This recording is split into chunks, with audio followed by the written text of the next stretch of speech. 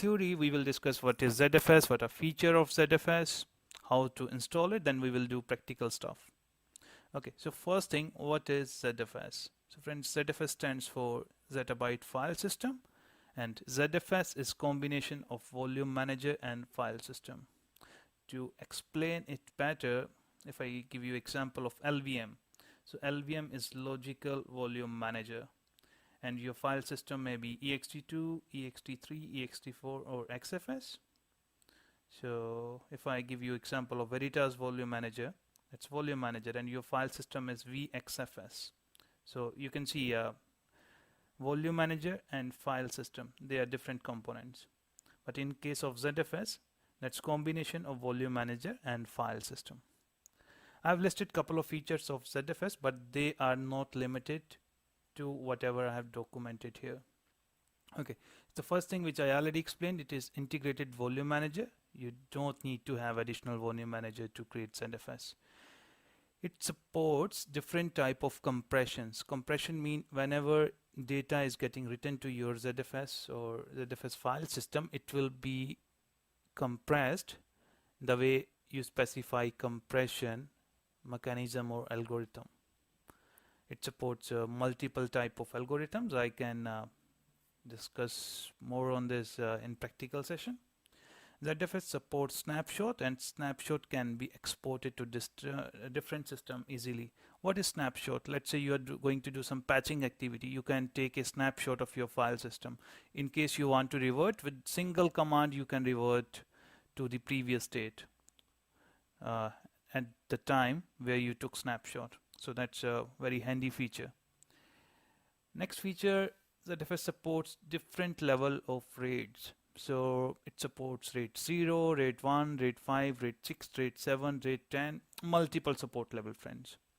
Okay, next thing, file system check, which is FSCK, can be done online on a Z pool. So Z pool I will discuss in next sections what is Z pool basically, but you can do file system checking online. In ZFS term we call it scrubbing or scrub.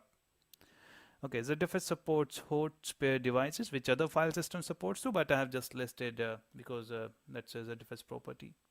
Okay, next thing, I have documented it twice, sorry for my mistake, but it again supports compression. Okay, next thing, ZFS capacity as on date is 256 zettabyte, so you can think like what a huge capacity ZFS can support.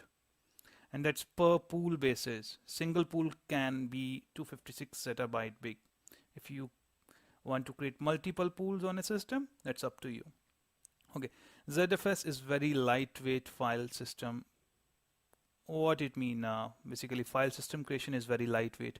Whenever you create a file system, let's say you created a one volume, and when you start formatting, depending upon your file system size, formatting may take a long time. Let's say for terabyte file system, it is going to take 10 minutes. But in ZFS or ZFS, that's very quick.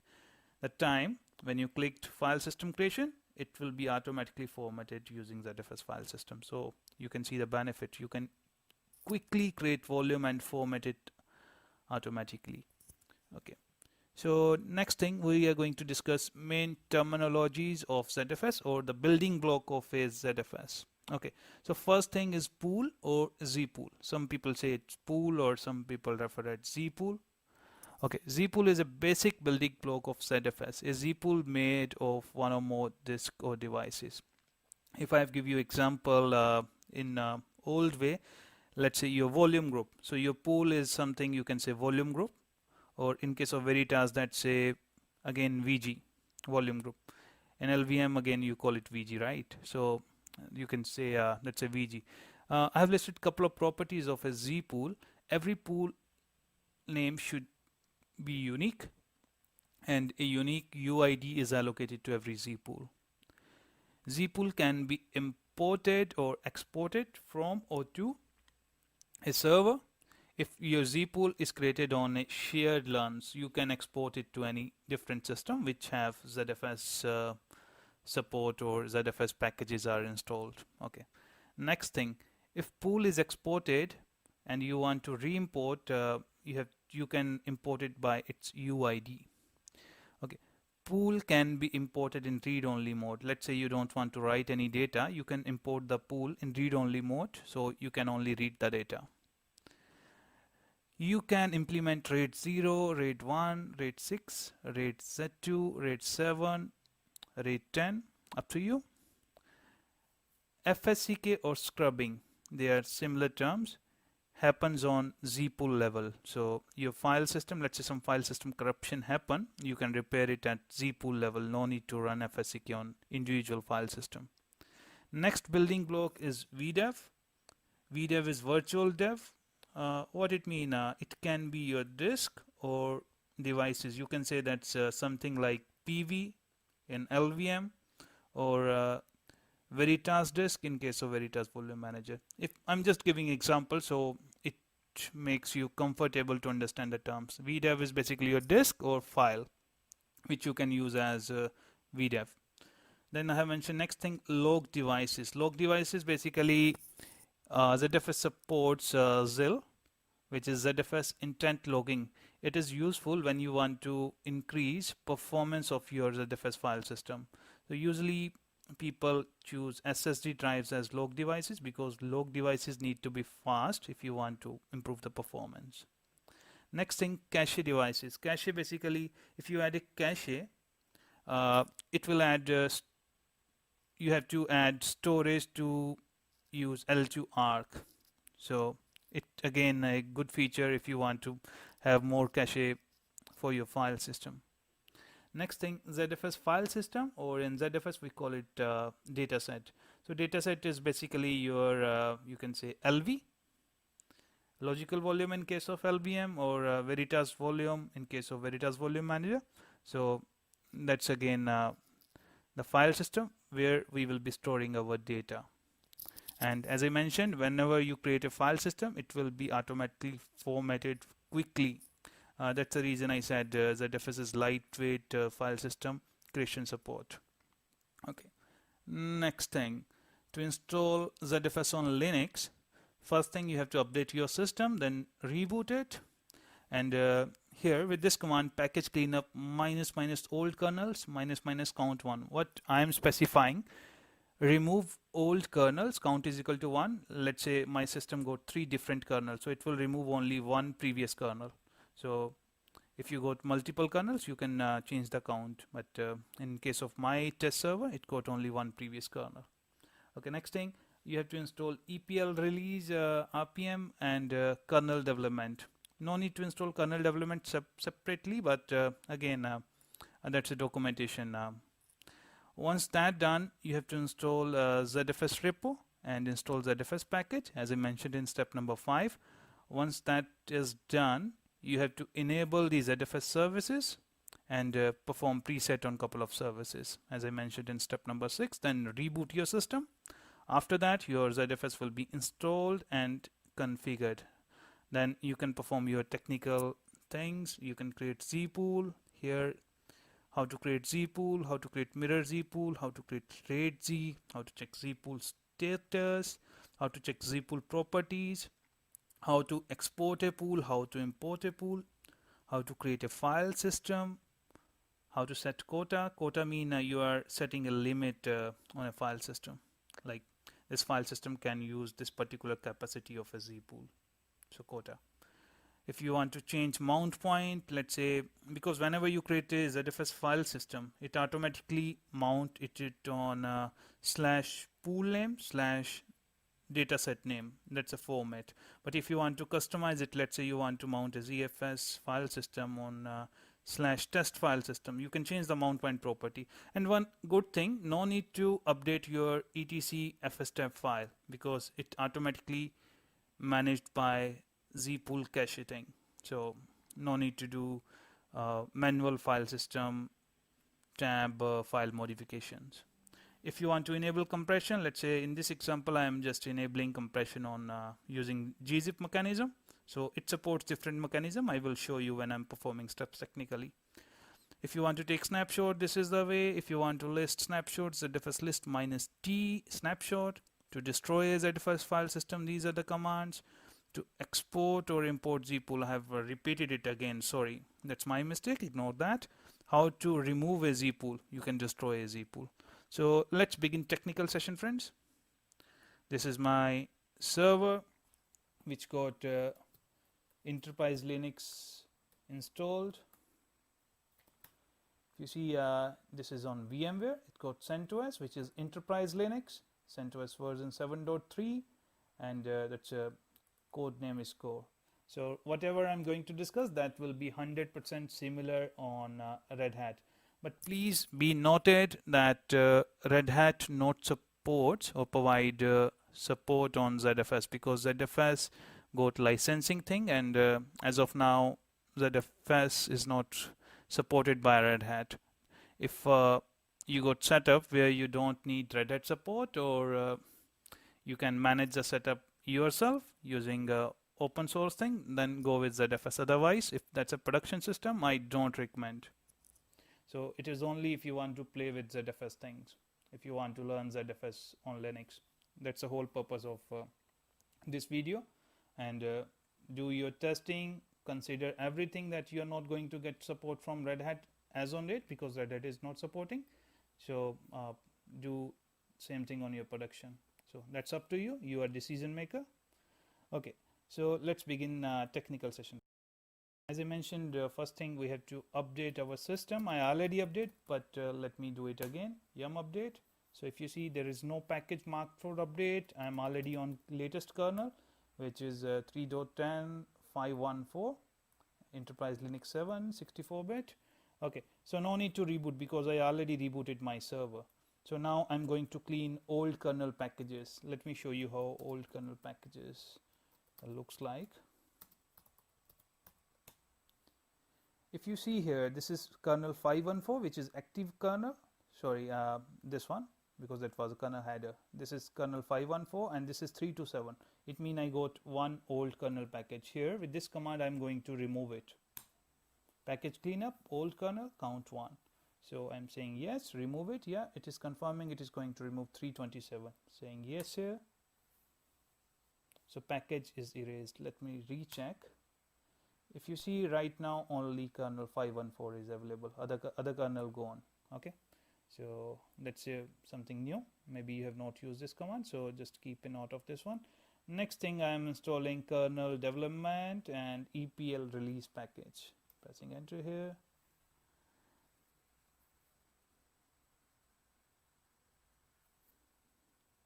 So it is getting installed. It may take a couple of minutes. Okay, that's good. It's finished. If you see, both packages installed and got updated. This was from extras repo and this was from update part. Okay, that's good. Next thing, we have to install ZFS release package, which means we are basically configuring the repo which got ZFS. Pressing enter here. So it's getting installed and it's going good as of now. Okay, it's done. So let me run yum repo list. Yum repo list command is used for checking what repositories are configured on system. If you see, this is a new repository which just got configured with the previous command which I executed by installing ZFS release. Okay, so now our server can communicate with ZFS on Linux for EL7 repo. So let's install ZFS package. To install it, yum install ZFS. -y is for yes. Pressing enter here. So it got a lot of dependency packages. It is getting installed. I'm just pausing this video. So let it finish. So installation is still going. So I'm just pausing video again. Sorry for that. Meanwhile, installation going, maybe you have heard or seen this term first time, maybe a couple of you guys. DKMS, what is DKMS? So DKMS stands for Dynamic Kernel Module System. So what it means, you can manage kernel packages or kernel modules dynamically. So that's again a good feature. That's a different way to manage your dynamic kernel packages. So that's one of the dependency package for ZFS. So it is getting installed now.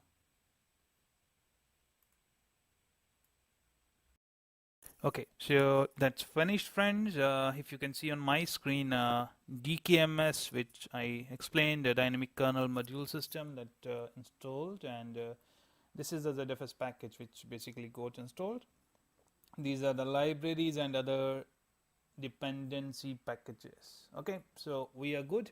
Next thing, we have to set up these ZFS services because we are running this on Linux. So depending upon your Linux time, you have to enable these services. Here I'm just presetting these services. You see symbolic links are created, so this command finished successfully. So yeah, so that's good.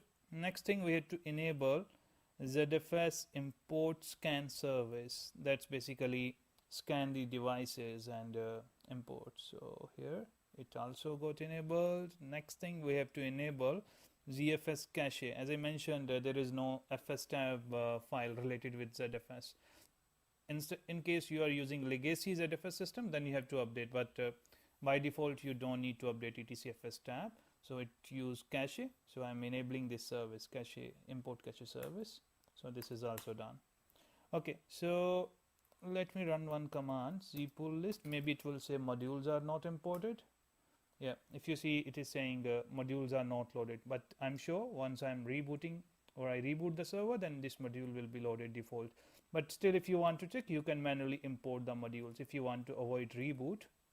Otherwise, reboot will fix this issue. So modules are imported now. Let me run zpool list. If you see, command finished successfully. Right now there are no zpools. So, but as I said, let me reboot my system to confirm after reboot ZFS is coming up clean. I'm pressing enter here and pausing my video for and waiting for system to come up. So this is a VMware machine. If you see on my screen, the machine is coming up.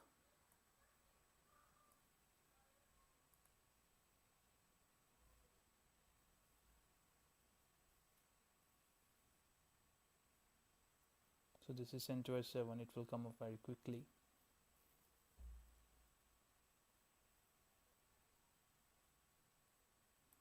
Okay, OS is up. So let's try one putty session and log into machine. Okay, friends, so I'm on machine. Let me try zpool list command now. If you see, command is working. Now this time it not said okay load module, because we already done presetting of services and enabling the service. So once our reboot, it automatically starts the services. So we are good at this point. So now next thing, friends, you can check modules using ls mod command and grep ZFS. You see, these are the ZFS modules which are loaded on this system. So let's begin performing some zpool creation and ZFS. See, yeah, I'm going to discuss very basic things. So don't consider this is a troubleshooting session because my main intention to show you how you can create zpools, how you can create ZFS, how you can do basic administration stuff. So if you want advanced detail, you can refer ZFS man pages or you can refer ZFS website for more details. So let's begin basic thing. As I mentioned, this whole setup is on VMware. So I'm going to add couple of disks which we can use for zpool creation and performing other zpool stuff. So first thing, I'm adding virtual drives. Here I'm adding 500 MB drives. Let me add uh, 5 drives. Each drive will be 500 MB capacity. So that's for testing. I believe 500 MB each drive should be sufficient. So adding drives here, 0.5, which mean half of GB. Next, finish. So one drive is added. Let me add other drives. I'm just pausing my video, so because that's unnecessary things for you to see same repeated steps. Friends, so we are good. If you see, 10 GB was my operating system drive. After that, I have added 5 drives, each 512 MB. 1, 2, 3, 4, 5. So clicking OK. So next thing, we have to rescan the drives at OS level. Other thing I can do, I can just reboot my system, but I want to show you how you can rescan the drives without rebooting your system. Let me show you as of now how drives are visible. So you can run ls-blk command. You can use option -SCSI, which scans only SCSI devices. If you see right now, only SDA SR0 is CD-ROM. So let me pass echo parameter to host/host 0, because I know my drives are connected to host 0. Clicking scan. Okay, so disks are scanned. Let's run ls-blk again. If you see now, there are 5 new drives, these ones. So it means our drives are scanned.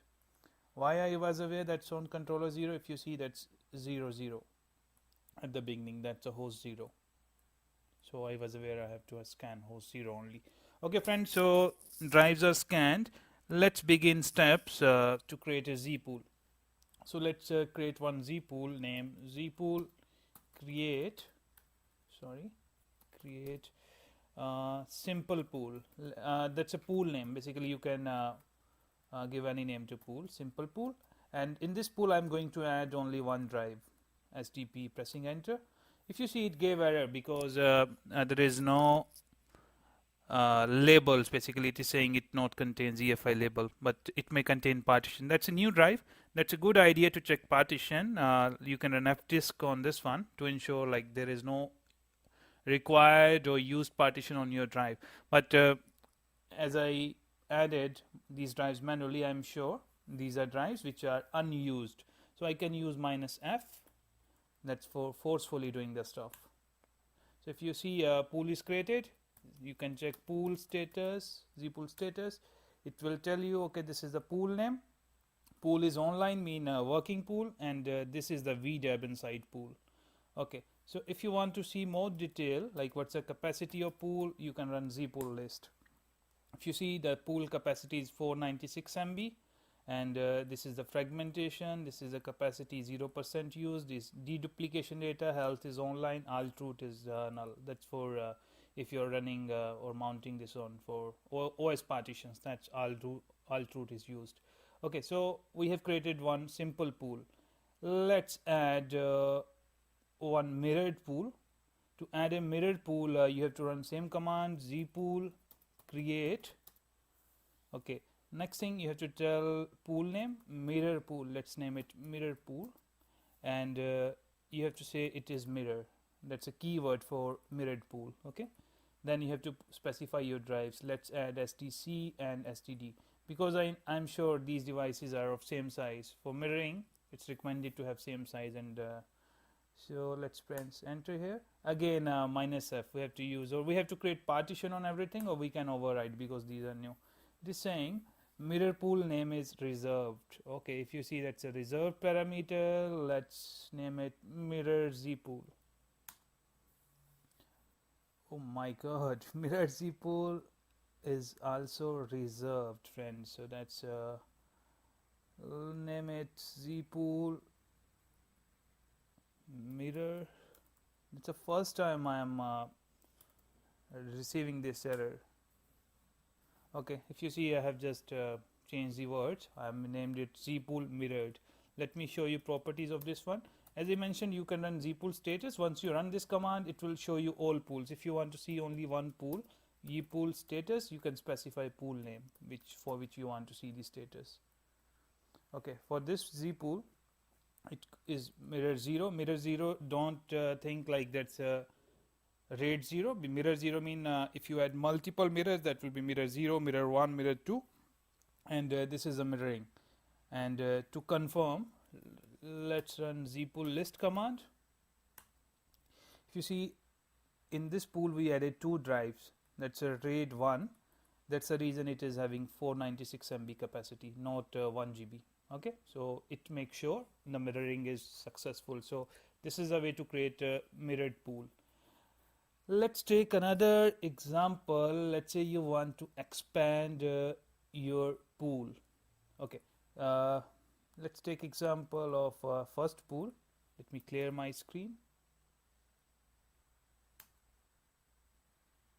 Okay, so we can use drive SDE. So let's say we want to add one drive, zpool pool name, add new drive SDE, which we want to add. ZFS, so it is giving error. Okay, let me see. Z pool. Basically we have to expand the pool, friends. So it needs to be Z pool add pool name, then your device. Okay, so I'm using -f because this drive is not formatted. -f. Okay, so if you see this command finished, let's run Z pool list. This pool should be approximate 900 MB now. You see that's 992 MB. It means we have added one drive. So this is RAID 0 now, you can say, because that's a concat. Let's run Z pool status on this one. You see it got two devices, and if you compare on the mirroring one, it was showing mirror 0. Here it is showing nothing. It means that's RAID 0. So you got concat. Okay, next thing, like similar way you can create RAID Z, RAID 2Z, different RAID things. Next thing, let's say you want to check properties of a Z pool. So to check properties of Z pool get all pool name. This will show you all properties of Z pool. I'm just piping it to more. You see what is the size of pool, what is the capacity used, all truth, yes or no, health is online. This is the pool unique ID, UID. Okay, and version nil, bootfs, delegations, auto replace is off, fail mode is wait, list snapshot is off. So if you see all these features which are related to pool are there. Read only is off. If I make or turn on this option, pool will be in read only mode, so you can't write anything. And these are multiple feature, friends. If you see, this is the pool name, this is the feature or property, this is whether what's the value or properties on or off or what are the values, and these are the sources, default sources, local sources. Okay, so next thing, if you want to list only one property, you don't want to see all properties, how you can do that? Instead of get all, get property name. Let's say you want to check what's fail mode option. Okay, ZFS get fail mode, simple pool, your pool name.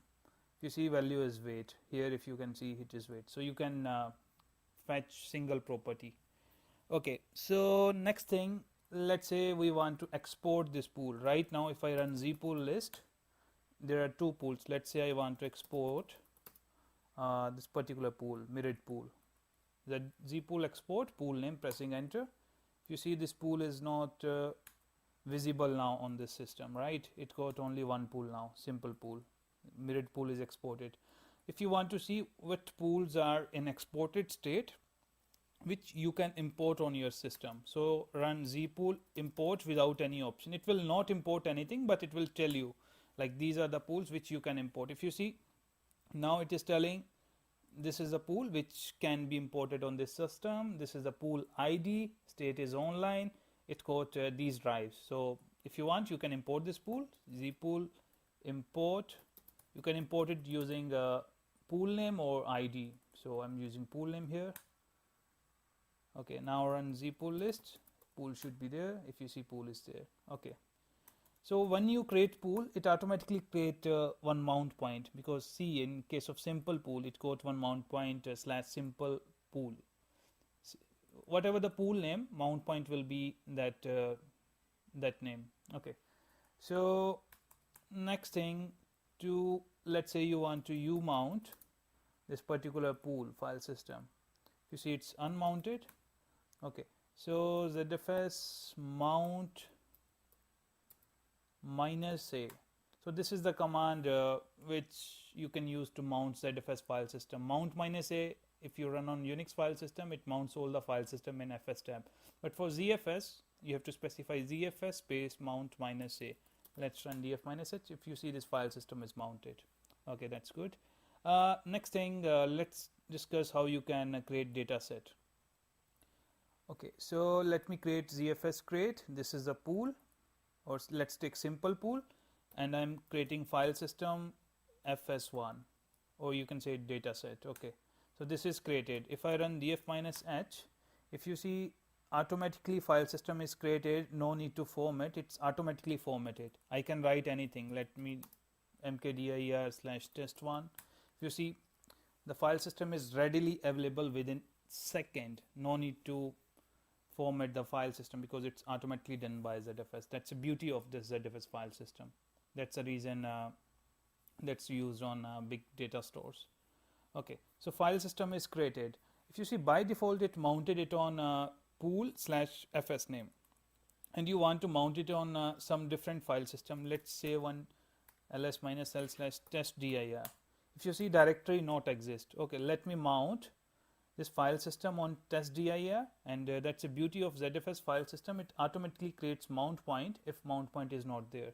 So ZFS set mount point. That's again ZFS command. I will explain you. Let's say we want testdir, and this is the pool and file system name. Pressing enter. If you see, this is done. Let me run df-h. If you see, this file system is now mounted on testdir, and whatever the pool capacity, file system can utilize all space unless you set quota. If you set quota, you can use the space which you specified in quota, because see, if you see the size, that's 960 MB it can use, let me set quota. ZFS set quota, QUATA is equal to, let's say I want to make it 200 MB. Okay, so now quota is set. Let me run df-h again. If you see, now this file system capacity is 200 MB. By setting quota, you can limit the file system usage. Okay, so that was the one thing. Next thing, if you want to take snapshot, how you can take snapshot? So ZFS snapshot, your pool and dataset name, which is this one. This is the pool name till here. This is the dataset name. At is like for snapshot. Let's say I want to name it snap1. Pressing enter. If you see, snapshot is created. If you run ZFS -list, okay, it is not listing snapshot, right? So to list snapshot, -t snap. -t means type. It will list the snaps. If you see, this is a snapshot which we just created. In case you want to revert the snapshot, you can easily create volume from the snapshot or convert it. That's again handy feature. Next thing, let's say you want to share this pool on NFS. Let me run export fs -v. Right now, no file system shared. Let's say you want to export this particular pool on NFS. So you can set ZFS set share NFS is equal to on and your pool name, pool and dataset name. This is done. Export fs -v. If you see, this is shared. So what it means, no need to update export fs file. So you can use a feature. If you see, this is done by ZFS property. And one thing you may be thinking, how I am aware, this is the, I have to run share NFS or what are the property. As I explained you, to get ZFS zpool property, similar way you can get ZFS properties or ZFS file system property, ZFS get all, and your pool and file system name. I am piping it to more. If you see, these are all properties. When file system was created, what is the used, what is the available. If you see, it's 200 MB which we set quota, and this is the quota limit, reservation none, mount point is this one, share NFS is on, checksum is on, compression is off. Okay, let me show you how you can enable compression. Compression means whenever data is getting written to this particular file system, it will be compressed using the algorithm which you specify. So let's enable compression. Same command. You can set compression is equal to on. It will enable the compression. And to check it individually, you can use get command, ZFS get compression on that particular pool. If you see, compression is on. Now you want to know what all type of compression this zpool supports. To do that, the easy procedure, you can check man pages, but easy procedure, let's say you type some random thing. It will tell you with error, compression can be on, off, or these are the compression algorithms which support it. LZ, ZB, GZIP, GZIP 1 to 10, 1 to 9, ZLE, LZ4. So these are different. Let's say I want to set compression to gzip. So whatever data is getting written, that will be not zip data, but that's a compression algorithm. Your data will be same. If you see that, that is not going to be a zip file always. but that will be compressed using this zzip algorithm. Okay, so this is done. Let's check property. If you see, that's gzip now. Okay, next thing which I want to explain, you can run zpool history command. This command is very handy if you want to know what happened, what changes done by anyone on your pools. If you see the simple pool, we created zpool by using this command. Then we added one drive to this pool. Then we created this particular file system, changed mount point, set quota, snapshot, and changed these particular file system. And similar thing for other zpool. We exported that pool, imported. So that's very good thing. So you know what all operations have been done on your zpool. So that's for system administration. Next thing, let's say you want to delete your snapshot or volume or zpool. How you can do that? Let's do it on a simple pool. So first ZFS list -t snap. You see, this is a snapshot. First we can delete this snapshot by ZFS destroy your snapshot. Okay, if snapshot is deleted, let's delete this file system now. File system is deleted. Let's remove this zpool now.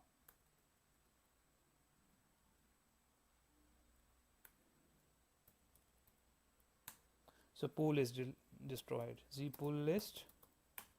You see only one pool now available. So that was the basics of ZFS, friends. Other thing I want to tell you, if you want to check what is your zpool version, because zpools also got versions like in LVM, LVM1, LVM2 or VXFS, you got VXVM version 4, 5, 6. So similar way zpool works. So zpool upgrade, that is not going to upgrade, just upgrade -v. It will tell you what is the version. If you see 28, these are the features in each version. So that was initial version, then ditto block, hot spare added, this zpool history feature added. So everything is there. And same thing with ZFS. Zpool is zpool, ZFS is your file system. These are the options. Okay, now one thing I want to tell you, this whole ZFS session, try it on your test server first, as it is not supported by Red Hat at present. So don't run on your production system if you want Red Hat support. So that's for your own R&D purpose. So thanks a lot for watching this video. If you have any query or any suggestion, just post a comment on my YouTube channel. Do subscribe to my channel if you want to stay updated whatever the latest video I am posting. So thanks again. Thank you, friends. Bye bye.